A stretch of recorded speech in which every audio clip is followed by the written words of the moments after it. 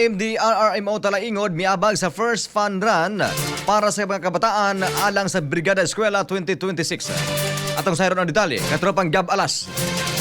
XFM Report. Aktibong miapil og mitabang ang mga kawani sa Municipal Disaster Risk Reduction and Management Office o MDRRMO sa kalihukan nga Brigada Eskwela 2026 First Fun Run for a Cause. Dagan para sa mga kabataan nga gihimo sa Santo Niño Central Elementary School niadtong milabayng adlaw. Ang pagdeploy sa MDRRMO personnel nahitabo pinaagi sa inisyatiba sa mayor og MDRRMC chairman aron masiguro ang kaluwasan og hapsay sa maong kalihukan nga gitambungan sa daghang mga partisipante og mga sumasalmot sa Brigada Eskwela. Gipaygayon ang fun run isip pamaagi sa pagpalig-on sa suporta alang sa mga kabataan og sa pag-andam sa mga eskwelahan alang sa maabot nga pagbukas sa klase. Lakip sa tahas sa MDRRMO ang paghatag og emergency response, preparedness og pagmonitor sa kahimtang sa kalihukan aron malikayan ang posibleng insidente. Sumala sa lokal nga pangamanan ang maong kalihukan nagpakita sa panaghiusa sa komunidad, mga magtutudlo, ginikanan ug mga ahensya sa gobyerno aron masuportahan ang edukasyon ug kaayuhan sa mga kabataan sa Talaingod, Davao del Norte. Katropa, kaping nga healthy dunay lutatayan collagen ay mong ibangita mag Santon Gold Coffee Mix na. Katropa mo sa Tagum City alang sa nagkayusang Pilipino para sa Pilipinas. Gabalas, XFM News.